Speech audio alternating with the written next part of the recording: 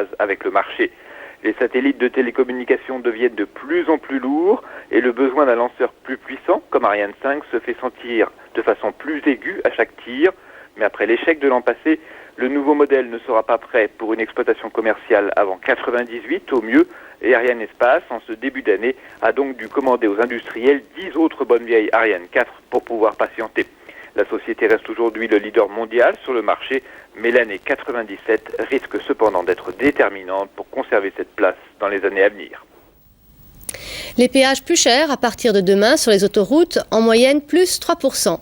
Football, les 2 affiches des demi-finales de la Coupe de la Ligue, ce sera Strasbourg-Monaco le 18 février, ce sera en direct sur Canal+, et Bordeaux-Montpellier le lendemain. Quant à la finale, elle aura lieu le 12 avril. En voile, dans le Vendée Globe, Christophe Auguin n'est plus qu'à un peu moins de 5000 km de l'arrivée au Sables d'Olonne. Une fin de parcours ralentie par les alizés, c'est ce qu'il a confié à Jean-Marc Bernard. C'est la dernière ligne droite pour Christophe Auguin. Au 89e jour dans le Tour du Monde en solitaire et sans escale, il en est le solide leader avec une bonne semaine d'avance sur Marc Tiercelin. Une position qu'il a consolidée ces derniers jours avec le passage sans encombre du poteau noir. C'est un endroit pourtant réputé pour ses calmes qui peuvent durer plusieurs jours. Ah oui, le poteau noir a été assez peu actif vers l'endroit où je suis passé et je suis presque passé à 10 nœuds de moyenne, donc ça m'a très très peu ralenti. J'ai eu quelques grains et il fallait faire attention de ne pas casser du matériel dans les grains. Le Grand Vilet, qui compte actuellement 10 jours d'avance sur le record de 109 jours de Titouan-Lamazou, craint des conditions météo peu favorables dans les prochaines heures. Son espoir de faire le tour en moins de 100 jours s'envole.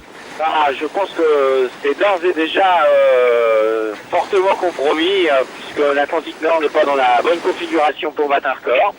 Bon, concernant le record de Titouan-Lamazou, je pense que par contre de ce côté-là, il y aura pas de problème. Je pense mettre aux environs de 4 à 5 jours de moins que le record de Titouan.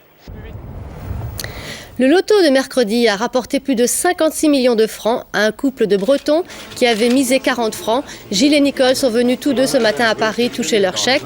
Une fortune qui va leur permettre de gâter leur famille et leurs enfants et de réaliser quelques projets comme construire une maison ou acheter un bateau pour la pêche. On termine avec les prévisions de la météo pour demain. Sophie Lovers.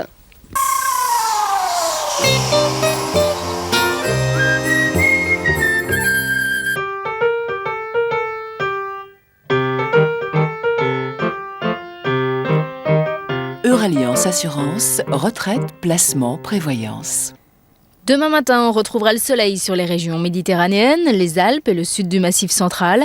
Partout ailleurs, la grisaille dominera. Elle sera accompagnée de petites pluies sur la Bretagne, la région Poitou-Charentes et l'Aquitaine. L'après-midi, ces pluies toucheront également le Cotentin, les Pays de la Loire et le Limousin. Quelques éclaircies très locales pourront parfois percer la grisaille sur la moitié nord. Les températures varieront de 1 degré à Besançon et Dijon jusqu'à 15 degrés à Ajaccio. Météo France prévoit un dimanche passablement nuageux avec quelques passages pluvieux. Et maintenant, cinéma, Terminal Velocity. Passez une très belle nuit sur Canal+.